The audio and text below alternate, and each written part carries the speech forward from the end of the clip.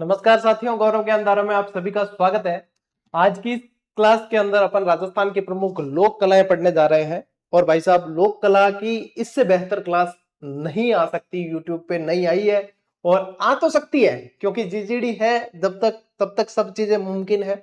लेकिन पहली जो अपन दे रहे हैं वो, क्यों ऐसा कह रहा हूं मैं, क्योंकि लोक कलाएं जो है वो जितना आप लोग देख लेंगे उतनी चीजें याद रहेगी। जैसे सांझी चित्रण हो गई। सांझी चित्रों के अंदर क्या होते हैं, बहुत सारे प्रतीक होते हैं। वो प्रतीक कब कब चित्र बनाए जाते हैं वो चीजें पूछी जाती है। मांडने हो गए। अब मांडने बहुत सारी आकार के होते हैं, बहुत सारी आकृति के होते हैं, देख लोगे तो चीजें याद हो जाएगी। फड़ चित्रण हो गए। फड़ चित्रण में कौन सा किसका रंग हो गया, कौन सी ये चीजें। अच्छा चलिए, मैं इतनी सारी चीजें बता रहा हूं, इससे पहले आप लोगों को थोड़ी सी बताई दूं स्लाइड। जैसे कि ये आ गई लोक कला, ठीक है, महत्व आया। उसके बाद में सांझी पढ़ेंगे अपन। सांझी के अंदर ये सांझी चित्रण आ गया। अब सांझी चित्रों के अंदर कौन से दिन कौन कौन सी आकृतियां बनाई जाती वो आ गई, वो देख लिया अपन ने। फिर अपन ने देख लिया मांडने आ गए। अब मांडने जो है इस तरीके से सारी चीजें देखते हुए पढ़ेंगे। अब मांडनों की बहुत सारी आकृतियां होती है, वो देख लेंगे अपन। फिर अपन पढ़ेंगे फड़ चित्रण। अब फड़ चित्रण इस तरीके से फड़ बनाई जाती है, उनका जो है वाचन किया जाता है। फिर इसके बाद में देखो इनकी विशेषताएं है। फिर कौन सा कलर कौन से, जैसे देवियों का कलर क्या होता है, देवता का क्या होता है, राक्षस का क्या होता है, चीजें देखने ज्यादा याद उजिया करे है नहीं। तो फड़ बनाने की विधि क्या है, फिर रंग भरने का क्रम क्या होता है इसका, फिर पाने क्या होते हैं, पानों में कौन कौन से चित्र होते हैं, कावड़ क्या होती है, कावड़ में क्या क्या चीजें पटी जाती है, और गोडलियां क्या होते हैं, गोडलियों में कैसे कैसे आकार बनाए जाते हैं, ये सारी चीजें। मेहंदी क्या होती है, मेहंदी में किस तरीके से डिजाइनें बनती है, गोदना क्या है, और आप लोगों के इसके अलावा कोठियां क्या होती है, ये सारी विशेषताएं, व्हील क्या है, कठपुतली क्या है। ये है भाई साहब, इस तरीके से अपन जो है आरबीएससी का अध्ययन कर रहे हैं। अब बताइए इस तरीके से याद करना कितना आसान हो जाता है। भाई पढ़ना तो है ही। जो अब थन कहता मिलन के स्लाइड मन के जो छाती ठोकर पढ़ावे और बढ़िया तरीकों में पढ़ावे, सीधी चीजें याद करावे। ठीक है, तो यही बातें हैं बेटा जी, कि ये चीजें जो है मैं याद कराने के उद्देश्य से पढ़ा रहा हूं। अब देखो एक एक मिनट के ट्रेलर में ही आप लोगों की उत्सुकता आएगी, अरे यार भाई साहब मजा आएगा है। तो ये है आरबीएससी के बैच को रोचक बना रहे हैं, साथ ही साथ आप लोगों को वस्तुनिष्ठ पुस्तक और देती है, यानी कि प्रैक्टिस करो। अब प्रश्न कैसे बन रहे हैं, ऑप्शन क्या है, व्याख्या क्या है, बहुत सारी डिटेल सुविधाएं सब कर रखी है। पढ़ो और झंडे गाड़ लो भाई साहब। बेरोजगारों जो बेरोजगारी की जंजीरें है ना, इन्हें तोड़ फेंको। अब बहुत हो गया बेरोजगारी का सम्मान, अब करेंगे हम अपने सपनों को साकार। ठीक है, चलो टावरो शुरू करा, क्योंकि आज की क्लास यूं ही लंबी है। लोक कला सारी की सारी एक क्लास में ले ली, तो बीच बीच में अपार जो है चर्चा करबो करा। और एक बार शुरू करते हैं। अब लोक कलाएं है क्या, भाई साहब सभी का ध्यान जो है आप केंद्रित रहना चाहिए यहीं पे। अब बिल्कुल जो है ध्यान केंद्रित कर दो। लोक कला क्या है, जब कोई आम इंसान बिना किसी तामझाम या प्रदर्शन के अपनी स्वाभाविक कलाकारी को चित्र, संगीत, नृत्य आदि के रूप में प्रस्तुत करता है, वो लोक कला है। यदि और आसान भाषा में समझो तो जो लोक है, जो भी टैलेंट है, जो कला है, वो बता रही हो कि भी तरीके में बता सके, यानी कि लोक कला है। अब लोक कलाओं में कुछ जो है विशिष्ट पहचान बना चुके, जो फेमस हो चुकी, उनमें भी फिर स्थान पूछ लिया जाता है। जैसे फड़ चित्रण कहाँ के फेमस है, तो शाहपुरा भिलवाड़ा के अंदर काम होता है इसका, तो वहां के फेमस है। तो इस तरीके से चीजें पूछी जाएगी, और जो जो पूछी जाएगी जैसे पूछी जाएगी। अच्छा, हाल भी कई टबरेड़ा है जान लागे कि गुरुजी हम तो सीधे आरबीसी मूल पुस्तक से पढ़ लेते, तो आप एक बार पढ़ के देख लो, ये क्लास देखो और उससे कंपैरिजन करके पढ़ना। मैं तो ये कह रहा हूं कंपैरिजन करके पढ़ना, तब आपको क्लास की अहमियत पता होगी, है ना। तभी पता चलेगा कि इस क्लास की क्या अहमियत है और कितनी जल्दी से ये चीजें याद हो जाती है। ठीक, तो देखिए यहाँ पे अब इसका महत्व क्या है। वास्तव में लोक कला संस्कृति की वास्तविक वाहक और प्रस्तुत करता होती है। राजस्थान की प्रमुख लोक कलाएं कौन कौन सी है, जैसे कि सांझी चित्रण हो गए, मांडने, फड़, कावड़, कठपुतली, ये सारे, और कुछ लोक नृत्य, लोक संगीत, ये भी लोक कलाओं के अंदर आते हैं। अब संगीत भी क्या है, एक कला है। नृत्य भी क्या है, एक कला है। कोई वाद्य यंत्र ढंग से बढ़िया बजा रहा है तो वो भी क्या है, एक कला है। तो ये सारी चीजें लोक कला के अंतर्गत आती है। अब ये परिभाषा से वगैरह प्रश्न पूछे नहीं जाते, लेकिन आरबीसी में दियोड़ी तो आप भी नोट्स मेकिंग के माध्यम एक बार क्लियर कर दा क्या ए चीज है। अब प्रश्न कटु बने। अब वाणी सब पहली लोक कला है सांझी चित्रण। ये क्या है, सांझी कहते हैं, सांझी चित्रण है। ठीक है, सांझी क्या होती है, अब देखो सांझी क्या है। अब इसको बनाने की विधि क्या है, सांझी दशहरे से पूर्व कब बनाई जाती है, टाइम पीरियड पूछा जाता है, मोस्ट इंपॉर्टेंट कर लेना। दशहरे से पूर्व श्राद्ध पक्ष में बनाई जाती है। कब बनाई जाती है, श्राद्ध पक्ष जो होता है 15 दिन का टाइम पीरियड, दशहरे से पूर्व श्राद्ध पक्ष के अंदर बनाई जाती है सांझी चित्रण। ठीक है, इसमें क्या होता है, कुंवारी कन्या इसे बनाती है तथा इसका पूजन करती है। क्या होता है, स्थान सफेद पुती हुई दीवारों पर 15 दिनों तक लगातार गोबर से विभिन्न आकृतियां करी जाती है। तो होगी लैंग्वेज पढ़ ली। अब देखो आ दीवार कैडी है, सफेद है, ठीक है। एक कुंवारी कन्या बालिकाओं दिखे थान एक एक कर रही है, गोबर आकृति बना रही है, और चित्र देखो कितने स्पष्ट और बढ़िया तरीके से बनाए। यही है सांझी। एक तो पढ़ो और एक इसको देख लो, सीधी याद। मैं कह रही हूं थे के अगर थारा टाबर भी पढ़े ना क्लास, 5वीं में पढ़ने वालों टाबर है, वो भी आ क्लास पढ़े ना, वो लोक कला संस्कृति जान जाई और फिर ध्यान बढ़ जाए कि आगे चीजें, और वो और जल्दी याद करेला। बड़ों को याद करने में समय लगता है, बच्चे और जल्दी याद कर लेते हैं। वो देख लेगा ना, वो तोते की तरह बोलने लगेगा कहीं भी जाके कि ये जो है ये सर ने पढ़ाया था। सांझी चित्रण क्या होता है मैं बताता हूँ। गोबर से उकेरी हुई आकृतियां होती है, कुंवारी कन्याएं बनाती है ये सब। अरे बहुत बढ़िया है, ये याद होगी चीजें सारी सारी, टाबर भी याद करे ला। ले स्क्रीनशॉट देखो। अब सांझी में क्या होता है, सजावट सामग्री कौन कौन सी है ये भी पूछ सकते हैं। सांझी से यदि एग्जामिनर प्रश्न बनाना चाहे ना तो लाइन वाइज बहुत बढ़िया प्रश्न बनेंगे। निम्न में से कौन से कोट सही है, 1 2 3 सही है, 1 2 4 सही है, 1 और 3 सही है, 2 और 4 सही है, कौन से है? इस तरीके के प्रश्न इससे बनते हैं, इससे ये प्रश्न बनते हैं। कथन कारण वाले भी बन सकते हैं, ठीक है। और सीधे सिंपल तो है ही, तो अपने जैसे भी बने अपन उसके लिए तैयार रहेंगे। सांझी चित्रण में क्या है, कन्याएं गोबर की रेखाओं को उकेर कर उनमें कांच क्या करते हैं, कांच के टुकड़े, मोती, चूड़ी, कौड़ी, पत्थर, पंख, कपड़ा, कागज, लाख, फूल पत्तियां आदि का प्रयोग करके चमकती रंगीन चित्ताकर्षक आकृति बना देती है। अब देखो सिर्फ गोबर के चित्र नहीं है, अब उस पे इतनी सारी चीजें जो है प्रयोग में ले ली है। इनमें से कोई भी सजावट की सामग्री प्रयोग में ले ली जाती है और उसको जो है आकर्षक बना दिया जाता है। क्या क्या सामग्री आ रही है फिर से देखो, कांच के टुकड़े, मोती, चूड़ी, कौड़ी, पत्थर, पंख, कपड़ा, कागज, लाख और फूल पत्तियां आदि, ये जो होती है ये सारी चीजें जो है इसके अंदर प्रयोग की जाती है। आगे बात समझ।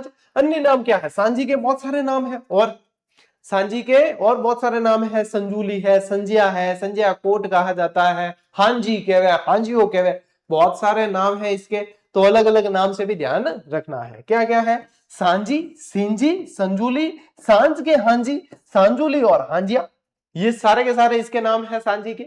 बढ़िया मजा आएगा आप लोगों को पढ़ के, वास्तव में सांझी चित्रण आज तो मन बिल्कुल ही याद होगा। किताब ने हाथ लगाने की जरूरत नहीं पड़े था, जो थ्योरी दे रखी ना आरबीसी मूल किताब जो स्कूल में चले, मैंने हाथ लगाने की जरूरत ही नहीं पड़े, सारी चीजें यूं याद हो जी। क्या चीजें जो लिखी हुई है उसको विजुलाइज करके देखिए, विजुलाइज करके देखो कि सांझी चित्रण होते क्या है, इस तरीके से सांझी चित्रण बनते हैं। ये सांझी के चित्र है। अब धार्मिक मान्यता देखें, और ये मोस्ट इंपॉर्टेंट कर देना, ये पूछा जाता है क्योंकि सांझी को माता पार्वती का रूप माना जाता है। ये जो सांझी के अंदर जो चित्रण बनाए जाते हैं ये पूछेंगे कि कौन सी माता से संबंधित है या कौन सी देवी से संबंधित है, तो माता पार्वती के प्रतीक के रूप में देखा जाता है, ठीक है। और कुंवारी कन्या अच्छे वर और अच्छे घर की कामना में के लिए इसकी पूजा करती है इनकी। अब देखो ये क्या है, जब जब कुंवारी कन्याएं अच्छे वर के लिए पूजा करेगी तो वो माता पार्वती की पूजा करेगी, और माता पार्वती से कहते हैं कि ये कन्याएं और मतलब जो भी पूजा करती है अपने अच्छे वर के लिए, माता पार्वती जी से कहते हैं कि जैसे आपको भोले शंभू मिले वैसे हमें भी भोले शंभू मिल जाए, ठीक है।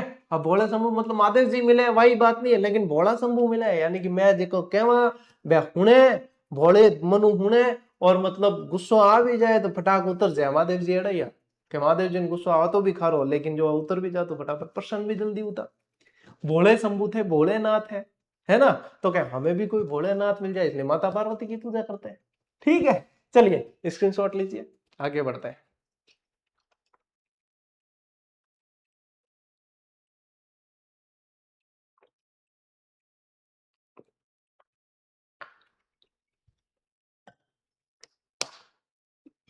देखो भाई, अब देखो शुरुआत के दिन में क्या होता है, 1 से 10 दिन तक, पहले से 10वें दिन तक प्रतिदिन केवल 1 या 2 प्रतीक ही बनाए जाते हैं, पहले से 10वें दिन। फिर 11वें से 15वें दिन तक अलग चीज है, पहले 1 से 10 दिन तक जो है 1 या 2 प्रतीक चिन्ह बनाते हैं। अब अंतिम 5 दिन में, अंतिम 5 दिन बहुत बड़े आकारों में सांझी की सूचना की जाती है, जिसे संध्या कोट कह दिया जाता है। अब बहुत बड़ा आकार है तो बहुत सारे चित्र आ जाएंगे, ये संध्या कोट है जैसे कि इसमें देखो और बहुत सारे चित्र आ गए। पहले स्टार्ट में जो है 1 2 चित्र होते हैं, अब उसमें भी दिन के हिसाब से ध्यान रखना अपने को, और दिन के हिसाब से आपके आरबीसी की पुस्तक में दे रखे हैं इसलिए अपन ने इसमें दिए। वस्तुनिष्ठ पुस्तक जो आप लोगों को दी है उसमें भी दे रखे हैं, पूरे डे वाइज दे रखे हैं, व्याख्या के अंदर देखना वो तो भाई साहब बहुत रेयर कलेक्शन आप लोगों को दे दिया, पढ़ते रहना उसको साथ में। अब देखो पहले दिन में क्या है, सूरज चांद, जब तक सूरज चांद रहेगा अपने क्लास का नाम रहेगा, ठीक है। तो ये आगे सूरज, चंद्रमा और तारे। दूसरे दिन क्या है भाई साहब, 5 फूल बना हुआ है। दूसरे दिन क्या बना हुआ है, 5 फूल, इनमें एक फूल कम है, ठीक है, तो चलो एक फूल अपन अटैक कर दा, 5 फूल बना हुए, ठीक है। तीसरे दिन क्या बनाते हैं, पंखी यानी कि पक्षी, क्या बनाते हैं, पक्षी बना दिया। और उसके बाद में चौथे दिन हाथी सवार बनाया है, क्या बनाया, हाथी सवार। पांचवें दिन बनाते हैं चौपड़, चौपड़ का जो खेल होता है वो बनाते हैं। छठे दिन बनाते हैं स्वास्तिक।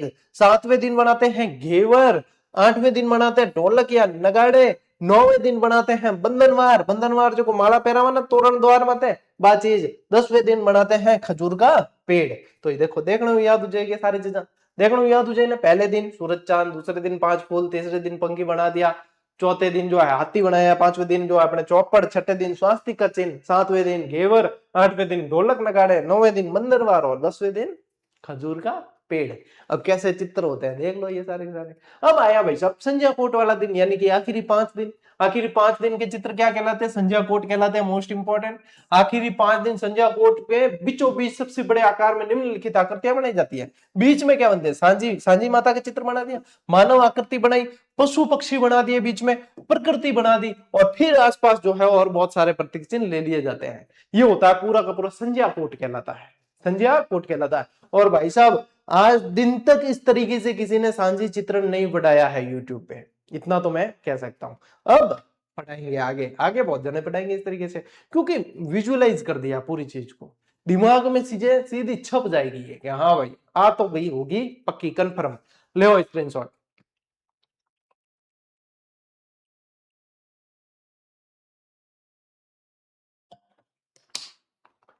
ठीक है, अब आते हैं अपन मांडने। मांडने क्या है, मांडने देखिए दीवारों और फर्श को अलंकृत करना, सजावट।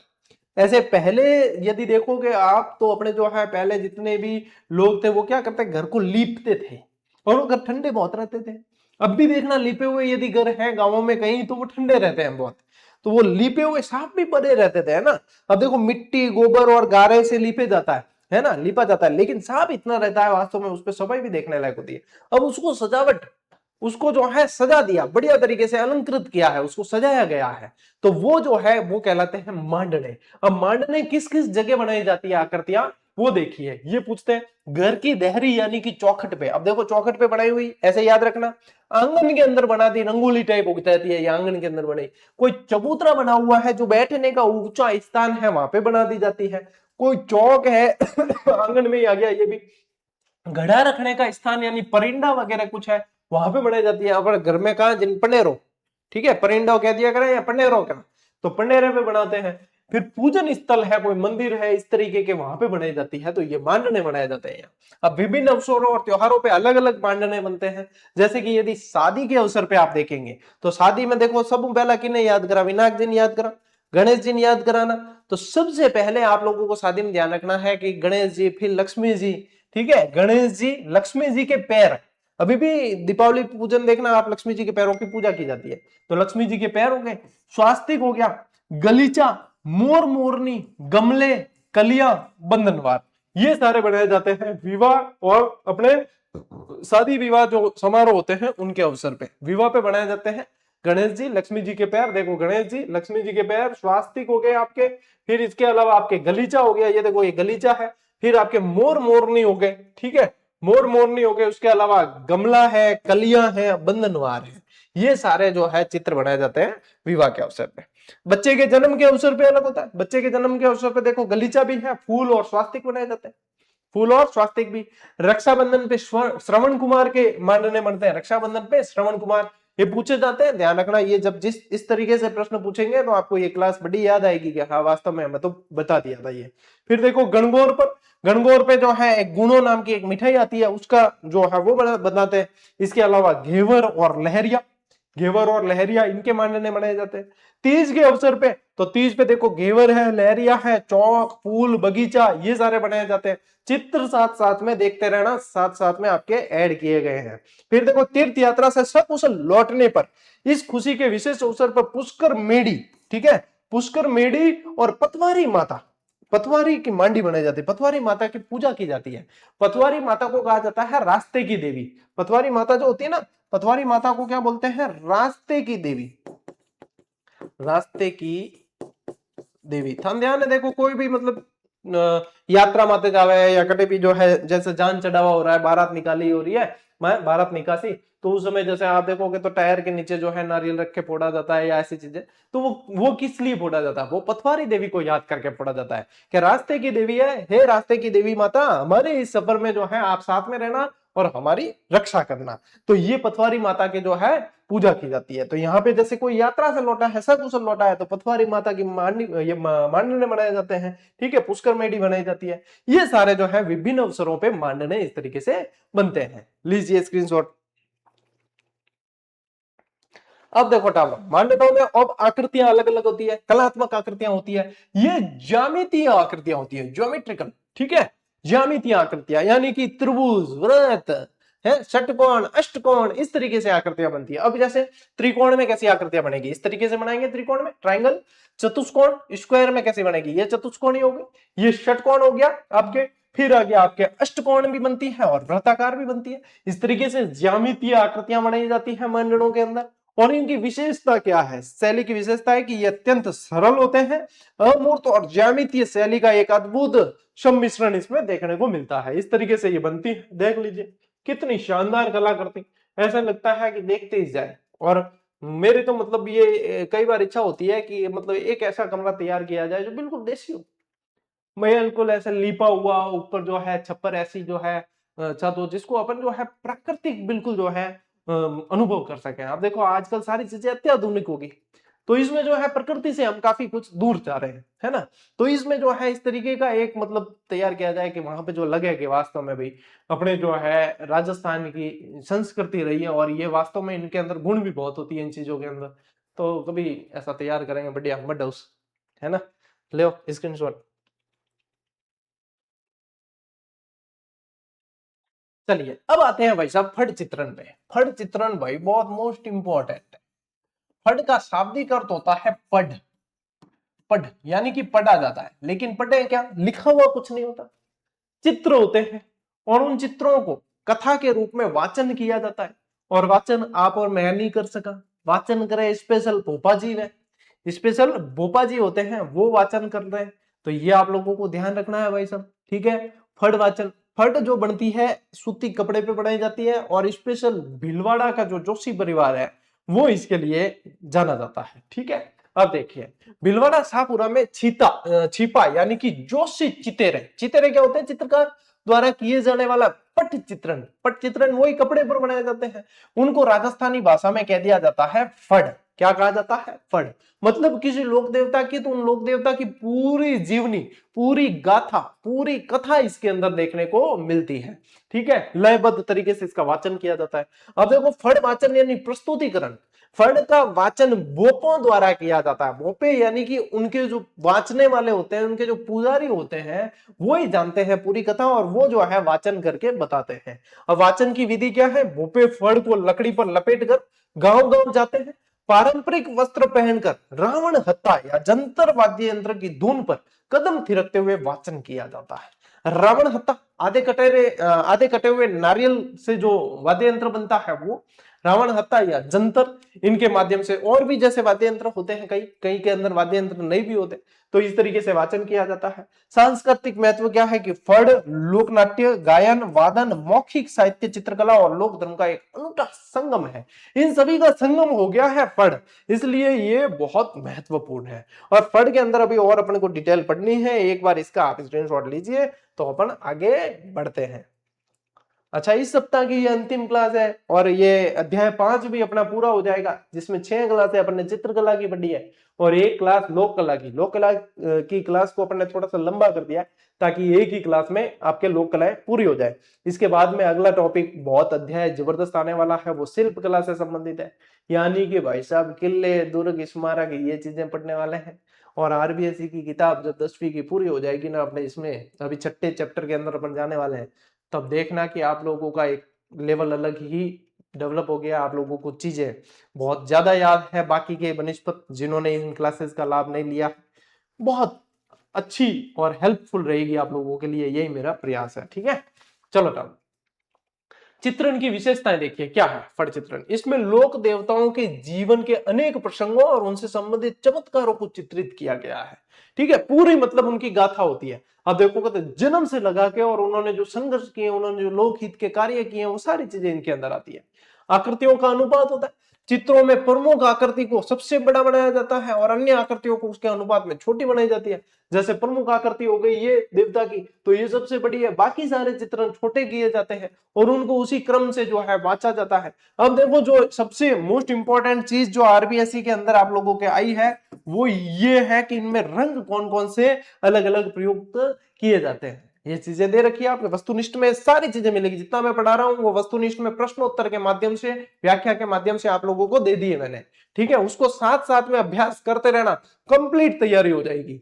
और फिर देखिए अब यहाँ पे भावों की अभिव्यक्ति के लिए रंगों का बहुत जबरदस्त प्रयोग हुआ है। जैसे देवियों का जो रंग है वो नीले रंग की देवियां बनाते हैं, लोक देवता जो है वो लाल रंग के बनाए जाते हैं। अच्छा, इनमें राक्षस वगैरह होते हैं, जैसे राक्षसों का उद्धार किया है लोक देवताओं ने, तो वो काले रंग के बनाए जाते हैं। और कालो राक्षस बना हुआ तो क्या है, प्रभाव पड़े। साधु संत जो होते हैं वो सफेद या पीले रंग के इनके अंदर बनाए जाते हैं। और सिंदूरी और लाल रंग जो होता है वो शौर्य और वीरता के प्रतीक के रूप में यहाँ पे काम में लिया जाता है। तो सबको ध्यान रखना है, देवी जितनी भी होगी, लोक देवतियां, लोक देवियां, वो नीले रंग के कलर में, लोक देवता लाल रंग के कलर में, राक्षस जो है वो काले रंग के कलर में, और साधु संत जो है वो पीले और सफेद रंग में। और ये जो सिंदूरी और लाल रंग जो अधिकांश प्रयोग लिया जाता है, इन सब के अलावा वो शौर्य और प्रतीक के रूप में लिया जाता है। ठीक है, तो ये ध्यान रखना है, इसके अंदर मोस्ट इंपॉर्टेंट है। अब कैसे बनाई जाती है फड़, उसको देखते हैं। उससे पहले आप स्क्रीनशॉट ले लो एक बार।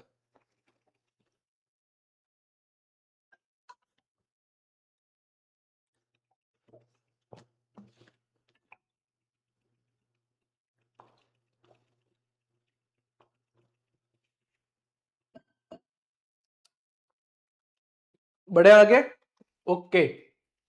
अब देखो फड़ बनाने की विधि क्या है, निर्माण की क्या विधि है। तो ये देखो, ये कितनी जबरदस्त तरीके से इन चित्र कितने शानदार तरीके से ऐड किए हैं, सीधी सीधी चीजें याद है।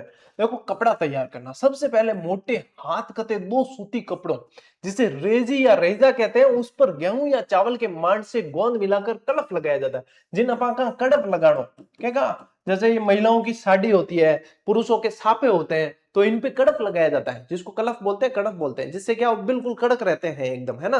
तो ये कड़प लगाया जाता है। क्या रेजी या रेजा मोटा सूती कपड़ा होता है, गेहूं या चावल के मांड में गोंद मिलाकर कड़प लगाया जाता है और कड़प इसको जो है एकदम रेडी कर देते हैं। अब क्या करते हैं दूसरे स्टेप में, ये समतल सतह करना, सतह तैयार होने पर उसे घोट कर समतल किया जाता है। जैसे पूरा बेस तैयार हो गया, कपड़े का बेस, तो उसको घोट के एकदम समतल किया जाता है, कहीं पे ज्यादा कम वगैरह नहीं, बिल्कुल एक जैसा कर देते हैं, सरफेस एकदम एक जैसा। चित्रण क्या करते हैं, इस पर 5 या 7 रंगों के चित्रण किए जाते हैं। फिर इस पे प्राकृतिक रंगों का प्रयोग किया जाता है, जिसमें गेरू हो गया, हिरमिच है, जंगाल, हड़ताल, प्योड़ी। ये पूछ सकते हैं भाई साहब, ये कलर के नाम पूछ सकते हैं। देखो डायरेक्ट आ गया, जैसे हिरमिच, जंगाल, हड़ताल, प्योड़ी, ये क्या है, तो ये फड़ चित्रण में काम में लिए जाने वाले प्राकृतिक कलर है, ध्यान रखना। इसके अलावा सिंदूर, हिंगलू, काजल, चूना और नील, इन सब का जो है प्रयोग किया जाता है। ये सारी जो है चीजें फड़ चित्रण के रूप में काम में ले जाती है। बहुत जबरदस्त प्रश्न बन सकता है इसमें से। ठीक है, ले स्क्रीनशॉट, थाने में फड़ बनाने भी सिखा दी है हम। ले सब तरीके थे पारंग, तो जो है सिलेक्शन नहीं भी हो तो भी थे आजीविका चला सको। रंग भरने के निश्चित क्रम होते हैं इसके अंदर। फड़ चित्रण इस तरीके से आज दिन तक नहीं पढ़ा होगा आपने। रंग भरने का भी एक निश्चित क्रम है। पहले क्रम पे क्या है, पहले सबसे पहले सिंदूरी रंग, यानी शरीर त्वचा में भरा जाता है, सिंदूरी रंग भरते हैं। जो शरीर की त्वचा होती है ना, कपड़ों पे नहीं भर रहे हैं, सिर्फ शरीर जहां पे दिख रहा है उनके अंदर सिंदूरी रंग भरा जाता है सबसे पहले। दूसरे चरण में फिर कपड़ों में हरा और लाल रंग भरा जाता है। अब जितने कपड़े पहने हुए हैं उनके अंदर हरा और लाल रंग भरेंगे, दूसरा स्टेप है ये। तीसरा स्टेप है भूरा रंग, वास्तु निर्माण, भवन, महल आदि को भरा जाता है, यानी जितनी स्थापत्य की जो आ गई है सामग्री इसके अंदर, उसमें भूरा रंग भर रहे हैं, ये सारा का सारा तीसरे चरण में। और अंतिम चरण के अंदर जो है अंतिम रेखाएं खुलाई या आउटलाइन केवल काले रंग से की जाती है। उसके बाद में ये जिद तक जो है देखो काफी सारा आ गया। अब जो है आउटलाइन तैयार करके जो बाकी रंग बचे हैं वो भर दिए जाते हैं। तो रंग भरने का भी एक निश्चित क्रम है, क्रमवार प्रक्रिया चलती है फट चित्रण के अंदर। यानी मन मर्जियों काम नहीं चले कि क्या है लोक कला फट चित्रण, फट तो कोई भी बना दे, कोई भी नहीं बना सके। इनको एक तरीको है, धार्मिक भावनाओं से जुड़ी हुई होती है फट, इसलिए इसको बिल्कुल व्यवस्थित तरीके से तैयार किया जाता है। स्क्रीनशॉट लो।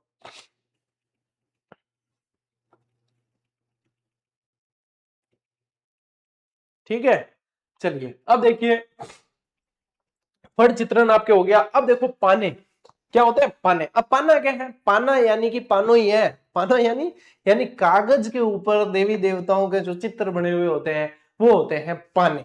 ठीक है, अब पाने क्या है देखिए, राजस्थान में विभिन्न उत्सवों और त्योहारों पर देवी देवताओं के कागज पर बने चित्रों को पाना कहते हैं। अब भी पानो ही को कागज नहीं कहेगा, पन्नो पानो। तो ये देवी देवताओं के ये भी चित्र होते हैं। इसमें क्या होता है, उत्पत्ति का कारण क्या है, इन पानों का प्रचलन मुख्य रूप से दीवार चित्रों, भित्ति चित्रों के विकल्प के रूप में हुआ है। अब मान लो कि किन भित्ति चित्र बनाना नहीं आवे, कारीगर नहीं मिल रही हो भित्ति चित्र, तो क्या करी, तो वो क्या करी कि पानो खरीद लाई और पानो चिपका दी, बिन काम उज्जै।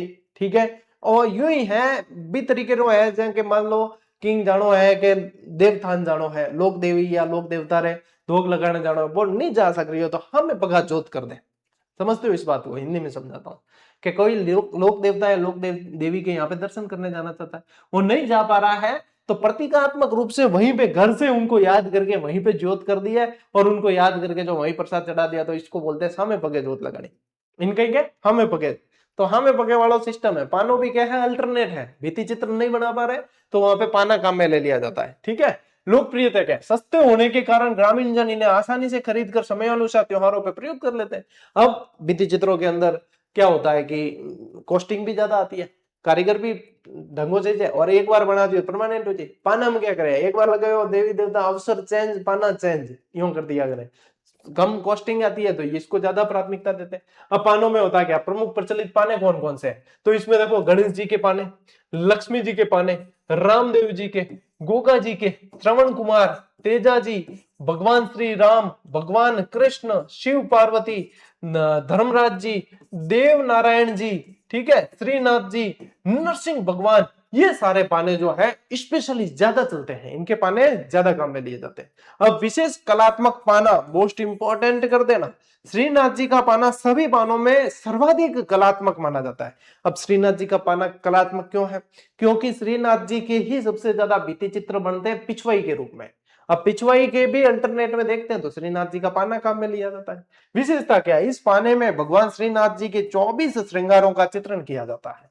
श्रीनाथ जी के 24 श्रृंगारों का चित्रण करते हैं। अब 24 श्रृंगार कौन कौन से, तो 24 श्रृंगार में देखो स्नान, वस्त्र, उपवीत, तिलक, मुकुट, कुंडल, हार, बाजूबंद, कंगन, अंगूठी, कंठहार, पायजेब, नुपुर, चरण पांजी, मेखला, चंदन, इत्र, फूलमाला, वनमाला, मोरपंख, छत्र, चामर, दर्पण, वीणा, सारा का सारा श्रृंगार दर्शावे। श्रीनाथ जी के 24 श्रृंगार दर्शाए जाते हैं, तो ये 24 श्रृंगार जो है श्रीनाथ जी के पाने में दर्शाए जाते हैं, इसलिए सबसे कलात्मक पाना है। भाई साहब पूछ ले नहीं तो गलत नहीं करना आना चाहिए थे, अब मैं भी गलत कर दिया था, एक एक श्रृंगार में विद सचित्र बता दियो है, पूरा पूरा है ना, विद पिक्चर। तो यार अब भी गलत करके आ गए ना भाई साहब, कान पकड़ मुर्ग बना दूं मैं, सही हकीकत कह रही हूं मैं। लो स्क्रीनशॉट लो। अब गलत किसी कंडीशन में नहीं करना चाहिए, ध्यान से स्क्रीनशॉट लेके ढंग से व्यवस्थित तो देख लो भले। चलिए आगे बढ़ते हैं, अब चलते हैं कावड़। कावड़ भी बहुत मोस्ट इंपॉर्टेंट है। क्या होते हैं, लकड़ी के देव वाहन होते हैं, एक तरीके से देव विमान बोला जाता है जिन्हें। इसमें क्या होता है देखिए, कावड़ बनाना चित्तौड़गढ़ जिले के बस्सी गांव के खैरादियों का पुश्तैनी व्यवसाय है। मोस्ट इंपॉर्टेंट कि कावड़ कला कहाँ की प्रसिद्ध है, ये है बस्सी गांव की चित्तौड़गढ़। प्रभात जी जो है ना यहाँ के, वो बहुत इसके महत्वपूर्ण कलाकार रहे हैं, और मांगीलाल जी मिस्त्री। देखो बस्सी के प्रसिद्ध पारंपरिक कलाकार में मांगीलाल जी मिस्त्री ने कावड़ परंपरा को सुरक्षित रखने हेतु इन्हें नवीन जो है प्रयोग किए।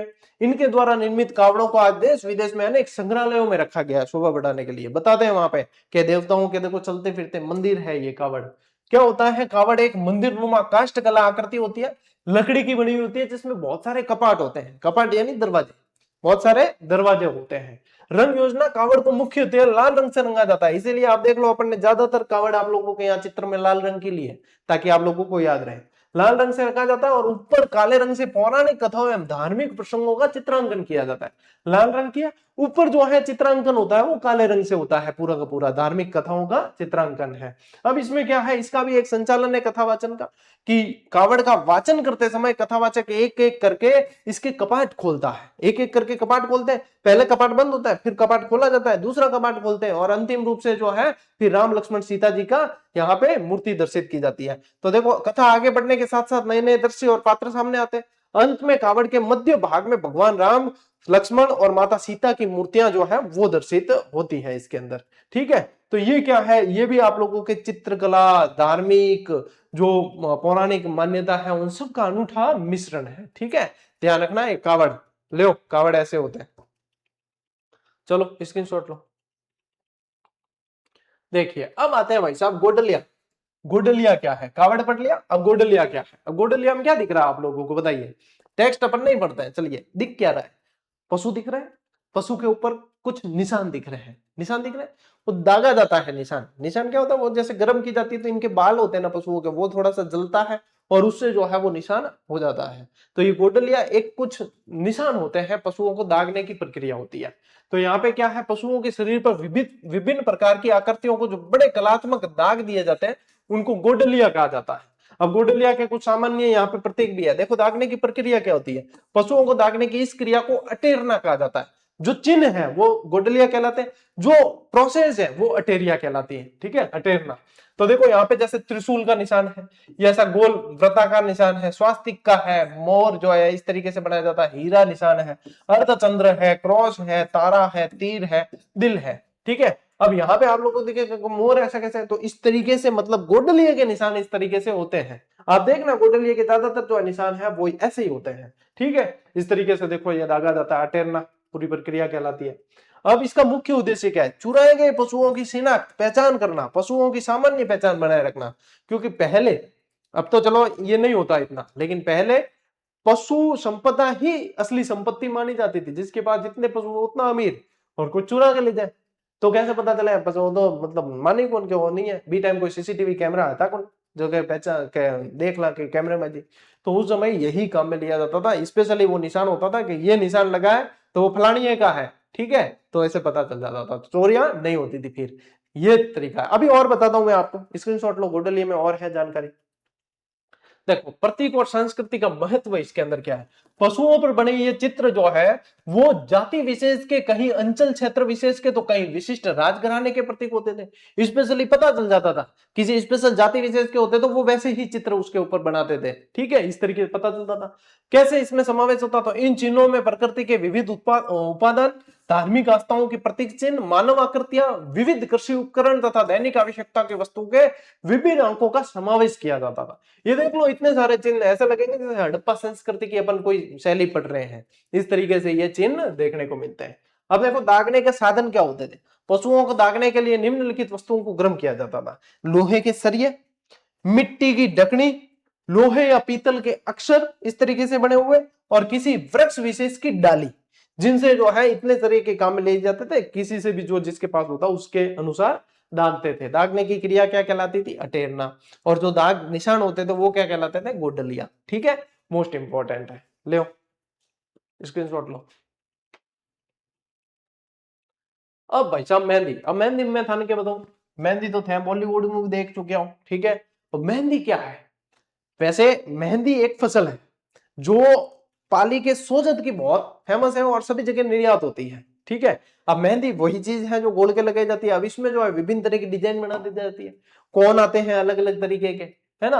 अब तो क्या है, छापे भी आने लगे, डायरेक्ट ऐसे बना के, फर्मे आ गए, फर्मे बना के सीधा भर के ऐसे कर लेते हैं। कई तरीके के, जैसे टेक्नोलॉजी इजाद होती है वैसे वैसे इसमें भी नवाचार देखने को मिलते हैं। तो ये मेहंदी के भी अलग अलग जो प्रतीक वगैरह होते हैं इसके अंदर, वो थोड़े से ध्यान रखने हैं। मेहंदी क्या है, थाने हैंगन ध्यान है, और सबसे ज्यादा माताओं बहनों को ध्यान है ये। पुरुषों को फिर भी इतना ध्यान नहीं हो तो भी माताओं बहनों को ध्यान रहता है। हर मांगलिक अवसर पे, शुभ कार्यों के अंदर मेहंदी लगाना शुभ माना जाता है। ठीक है, तो देखो इतिहास क्या है, राजस्थान में मेहंदी प्राचीन काल से प्रचलन में है। स्त्रियों और बालिकाएं तुलिका यानी ब्रश से, पहले जो है माचिस वाचिस की ऐसे तुली होती ना, तो उससे लगाती थी। अब आगे कौन सिस्टम, पहले भी लगाते थे, डिजाइन ऐसे बनती थी, लेकिन पहले संघर्ष ज्यादा था। अब कौन आ गए, सीधी पेन की जैसे चला लेते हैं। तो ये जो है बारीक तीली से जो है बारीक बारीक मांडने मांडती थी, ठीक है। अब प्रसिद्ध क्षेत्र मारवाड़ में सोजत पालिका जो बहुत प्रसिद्ध है इसके लिए। मालवा की मेहंदी भी बहुत प्रसिद्ध है। मेहंदी विभिन्न अवसरों पे जो है स्त्रियों द्वारा लगाई जाती है, जैसे कि विवाह पे, सगाई पे, बच्चे के जन्म पे, विविध पूजन कार्यों पे, मांगलिक कार्य, जितने खुशी के अवसर हैं उन सभी पे मेहंदी लगाई जाती है। और आजकल मेहंदी जो है गम के अवसर पे लगा देते। कौन सा गम, बाल उड़ने का गम, जिसके लोगों के बाल सफेद होते हैं उनके भी गम है, ठीक है। बाल सफेद होने का गम सबसे ज्यादा, तो सफेद होने के गम में फिर सिर में मेहंदी लगाई जाती है। देखे मेहंदी घने जने काली मेहंदी लगा दे है, तो मेहंदी जो है वो ये वाली मेहंदी नहीं, मतलब सिर में लगाने वाली यहाँ पे नहीं आएगी, ठीक है, यहाँ नहीं पड़नी है। दीपावली पे देखो, दीपावली पे मेहंदी की आकृतियों में क्या क्या बनते हैं, पान बनाते हैं, हथड़ी की बात बनाते हैं, शंख बनाते हैं, पगलियां बनावे, 16 दीपक बनाते हैं, सुदर्शन एवं सुदर्शन चक्र बनाते हैं, ये दीपावली का।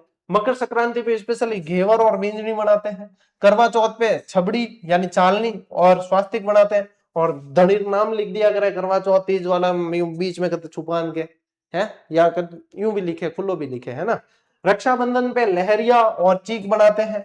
शादी विवाह के अवसर पे आप लोगों को ध्यान रखना, सिंदाना, स्वास्तिक, कलश और बहुत सारे जो है मांगलिक अवसर पे, जैसे कि अलग अलग डिजाइने बनती है आप लोगों को, बंधनवार हो गए, पत्तियां फूल पत्ती हो गई, ये बंधनवार हो गया, फूल पत्ती हो गई, ये सारी चीजें बनाई जाती है, ठीक है। चलो स्क्रीनशॉट लो, आगे बढ़े, ठीक है। अब आता है गोदना। मेहंदी अलग चीज है। मेहंदी क्या है, लगाई मांगलिक अवसर पर लगाई, थोड़े दिन में जो चली जाती है, मेहंदी का रंग चला जाता है। एक गोदना यानी कि इसको बोलते हैं टैटू। भाई साहब आधुनिक युग में टैटू बहुत ज्यादा बनाए जा रहे हैं। खूब लड़कियां, लड़के, महिला, पुरुष सब शौकीन हो गए टैटू के। और खिलाड़ी वगैरह तो देखा पूरे पूरे हाथ भरे हुए, सेलिब्रिटी और यूं पूरे पूरे हाथ ही भरे हुए होते हैं, पूरे शरीर पे बना देते हैं, ठीक है, विभिन्न अंगों पे बनाए जाते हैं। ये टैटू है। ये टैटू पहले बहुत, मतलब पहले जो है ना, लोग इसको स्पेशली यादगार के चिन्ह के रूप में भी बनाते थे। पर मैं तो एड़ा एड़ा भी देखी ओड़ा है, कई लुगाई रेटल लिखी ओड़ा धर्माराम की लुगाई है, ऐसे भी टैटू देखे मैंने। पहले स्टार्ट में देखना, कोई अपने जैसे बुजुर्ग महिलाएं जो अपने दादी नानी की उम्र की होती है, उनके कईयों का लिखा होता है फलाने जी की लुगाई, फला ऐसे ऐसे भी लिखते थे पहले। इतने भी मतलब ये शौक होता था, ये कोई ऐसे नहीं है कि घूम जाएगी इसलिए लिखा है, वो शौक होता था, शौक से लिखाते थे। तो ये चीज है। परिभाषा क्या है, इसकी विधि क्या है, देखिए शरीर को सुसज्जित करने, सजाने के जो है उसकी दृष्टि से गोदना गुदवाने की परंपरा है। ये बनाने की विधि क्या है, किसी तीखे औजार से शरीर के ऊपर की चमड़ी को खोद कर खुरच कर उसमें काला रंग भरने से चमड़ी में पक्का निशान बन जाता है, जिसे गोदना कहते हैं। इसमें होता है कि अंदर नहीं जाता, ऊपर की जो है सबसे ऊपरी चरम है इसकी, उसको जो है गोद के अंदर रंग भरते हैं, तुरंत उसे रंग भरा जाता है, परमानेंट हो जाता है वो, ठीक है। अब सांस्कृतिक और सामाजिक महत्व क्या, आदिवासी समाज में ज्यादा गोदने देखने को मिलते हैं। आदिवासी लोगों में गोदने गुदवाने का अधिक चाव और शौक रहा है। कारण क्या है, पर्याप्त धन आभूषणों के अभाव में वे शरीर के विभिन्न अंगों पर गोदने गुदवाकर अपनी सौंदर्य भावना को संतुष्ट करते थे, ऐसा बताया जाता है। अकॉर्डिंग टू आरबीएससी बुक बता रहा हूं मैं, यह कोई मेरे मन से कही हुई बात नहीं है, आरबीएससी की किताब में लिखा हुआ है हूबहू, ठीक है। तो यही कारण रहा होगा कि भाई जैसे संपन्न, धन संपन्न नहीं है लेकिन कुछ भाई गहने किस लिए पहनते हैं, अलंकृत किस लिए होते हैं, सजने संवरने का सबको शौक होता है। तो जो गहने नहीं है तो वो गहनों के रूप में जो है गोदने गुदवा देते, तो उससे भी जो है शरीर सुंदर दिखने लगता है। तो ये जो एक तरीके से समायोजन है। लीजिए स्क्रीनशॉट। फिर देखिए और क्या है, विशिष्ट अंगों पर गुदवाए जाने गोदने, जैसे कि स्त्रियों के चेहरे पर कौन कौन से होते हैं। स्त्री अपने ललाट पर गुदवाती है, चांद, तिलक और आड़ जैसे पारंपरिक गोदने, देखो चांद बना दिया, तिलक बना दिया, आड़ बना दी, तो ये जो है इस तरीके के ललाट पे बनाए जाते थे, ठीक है, ललाट पे बनाते थे। प्रचलित आकृतियां इनमें देखो, इसके अलावा देखो आंखों के पास, आंखों के पास ये देखो सारिया, इसको क्या बोलते हैं, सारिया। आंखों के पास, आंखों को तीर के समान पैना दर्शाने के लिए नीचे की पलक के साथ सारिया गुदवाया जाता था, देखो परमानेंट होता था, इसको सारिया बोलते हैं। विशेषता क्या, गोदनों में धार्मिक आस्था, सौंदर्य बोध और लोक जीवन की झलक दिखाई देती है। प्रचलित आकृतियां कौन कौन सी है गोदने की, तो देखो राम, लक्ष्मण, सीता, हनुमान, स्वास्तिक, कलश, ओम और त्रिशूल, ये बहुत गुदवाए जाते हैं आजकल। वो माँ लिखा हुआ बहुत गुदवाते हैं, पापा लिखा हुआ गुदवा देते हैं, ठीक है। अन्य प्रचलित आकृतियां कौन कौन सी है? पशु पक्षी, फूल पत्तियां, वृक्ष, दैनिक कार्यों में उपयोग आने वाली वस्तुएं। और मैं थान बताई दियो है बोयूं कुदवादा पहला है धर्माराम की लुगाई, फलाने दी लुगाई, इस तरीके लो स्क्रीनशॉट। अब देखो कोठिया, कोठिया क्या है? सारी चीजें लोक कला के मतलब बहुत इंटरेस्टिंग है पढ़ने की। और ये और इंटरेस्ट बढ़ गया क्योंकि आप लोग चीजें देख रहे हो सीधी सीधी, आप लोगों के सामने पूरा विजुअलाइजेशन हो गया है क्या। हाँ, ये चीजें सिर्फ पढ़ने में तो ऐसा लगता है कैसी होती होगी, देखने में सीधा पता चल रहा है, ज्यादा कोई दिमाग दौड़ाने का काम ही नहीं है। कोठियां क्या? कोठियों का निर्माण मुख्य रूप से ग्रामीण क्षेत्रों में किया जाता है, अनाज रखने के लिए किया जाता था इनका, ठीक है। इनका निर्माण अन्न और अन्य सामग्री के भंडारण के लिए किया जाता था, जैसे कि गेहूं, जौ, बाजरा या अन्य खाद्यान्न है, जो भी खाद्य सामग्री है, उनको सुरक्षित रखने के लिए इनका निर्माण किया जाता था, ठीक है। अब जैसे जैसे विकसित हुआ ना, जैसे जैसे जो है डेवलपमेंट हुआ, तो उसमें क्या हुआ कि जैसे कि लोहे की कोठियां आने लगी, स्टील की कोठियां आने लगी। पहले मिट्टी की होती थी। अब मिट्टी की होती तो सिर्फ ऐसे ही नहीं होती, तो ऊपर सजावट कर देते थे, ऊपर जो है कलर वलर करके सजावट कर देते, तो वो बढ़िया दिखने लगती। उनके ऊपर भी विशिष्ट रूप के चिन्ह बनाए जाते थे। तो ये ध्यान रखना है। आप देखो निर्माण और सजावट क्या है। कोठियां मुख्यतः चिकनी मिट्टी की सहायता से बनाई जाती थी। किससे बनाते थे? चिकनी मिट्टी की सहायता से। अलंकरण किया जाता था इन्हें कलात्मक और आकर्षक बनाने के लिए। निम्न आकृतियां उभारी जाती थी, जैसे जालियां बना दी इसके ऊपर, ठीक है, झरोखे बना दिए, कंगूरे बना दिए, देवी देवता बनाए, जीव जंतु, बेल बूटे, मांडने बना दिए अलग अलग। मांडने क्या है वो पढ़ लिया अपन ने। तो ये देखो मांडने बना दिया है, ये इस तरीके से जो है ये देख लो ना आप बिल्कुल ही आराम से, क्या हाँ ये चीज है, ये कोठियां हैं, ठीक है। अब इसके अलावा देखो उपयोग क्या है इन कोठियों को अन्न या अनाज भंडारण के लिए काम में लिया जाता था। क्या क्या चीज रख सकते थे? अनाज रख सकते थे, दूध रख सकते थे, अंदर घी रख देते थे, दही रख देते, रखते खाने पीने की सामग्री थे, रखते खाने पीने की। और जो है अन्य घरेलू सामग्री, जैसे कि ग्रामीण राजस्थान के अंदर देखे तो लोक स्थापत्य कला की जो है बिल्कुल सुंदर उत्कृष्ट ये उदाहरण है। और अन्य जैसे कोई सामग्री है तो वो हाथ में रख दी। ज्यादातर खाने पीने की चीजें रखी जाती थी, ठीक है। ले स्क्रीनशॉट। अब पढ़ते हैं भाई साहब व्हील। व्हील क्या? कोठियां बड़ी। अब व्हील डायरेक्ट शब्द आते हैं ना, पता इतना नहीं चलता, लेकिन जब चीजें देखते तो पता चलता है। पश्चिमी राजस्थान में ग्रामीण अंचलों में पुराने घरों में सर्वत्र यानी सभी जगह दिखाई देती है। जैसलमेर क्षेत्र में एक से बढ़कर एक सौंदर्यकरण व्हील दिखाई देती है। किससे बनाई जाती है व्हील? बांस की खपच्चियां होती है, देखो बांस की पतली खपच्चियों को धागे से बांधकर ढांचा तैयार किया जाता है, और इस ढांचे को घोड़े की लीद मिली चिकनी मिट्टी से लेप कर बनाया जाता है। ये चीजें भाई साहब ध्यान रखनी पड़ेगी सारी की सारी, कि बनाते कैसे हैं, ठीक है। इनको जो है खपच्चियों का ढांचा बना के फिर इससे तैयार किया जाता है ना, ये ध्यान रखना है। अब देखो ये व्हील विभिन्न आकार प्रकार के अलग अलग खाने बनाए जाते हैं, इनके अंदर अलग अलग खाने बनाते हैं। इसे सुंदर बनाने के लिए इसमें छोटे छोटे गवाक्स यानी रोशनदान खिड़कियां बनाई जाती है, जालियां बनाते हैं, कंगूरे बनाए जाते हैं, और उन पर छोटे छोटे कांच चिपकाए जाते हैं ताकि सुंदर दिखे। इसमें दैनिक उपयोग की वस्तुएं बर्तन रखकर जो है सजा दिया जाता है एकदम व्यवस्थित। कोई बाहर से आता देखता कि इनके घर पे जबरदस्त व्हील बनी हुई है, उस समय ऐसा चलता था। अब क्या क्या देखो ये गवाक्स बना दिए छोटे छोटे, है ना, यहाँ पे जो है जालियां बना दी इनके अंदर, और कंगूरे बना दिए इनके अंदर। तो इस तरीके से ये सजावट करते थे। अब क्या उपयोग आता था इसका? तो जैसे कुछ सामान रखना है घरे, जैसे क्रॉकरी आइटम रख दिए अंदर से, सजावट की सजावट और सामान रखने का एक स्थान हो गया। जैसे दूध के बर्तन रख दिए, अनाज रख दिया, घी का जो है मटका रख दिया, दैनिक उपयोग की वस्तुएं रख दी, यानी ज्यादातर जो है किचन क्रॉकरी कह सकते हैं, रसोई घर का सामान ज्यादातर इसके अंदर रखा जाता था। तो इस तरीके से जो है इसको तैयार किया जाता था। ये क्या है? ये है भाई साहब व्हील। क्या है? व्हील है। ले स्क्रीनशॉट।